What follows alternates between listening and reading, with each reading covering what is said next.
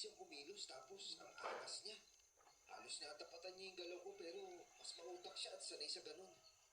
Nalito niya nga ako eh. Kaya nung mabul ako sa kanya, bigla siyang nawala sa paningin ko. Curious na talaga ako sa idol. May picture ka ba niya? Patingin nga ako kung talaga maganda siya. Eh, maganda talaga siya. Maamoy mukha.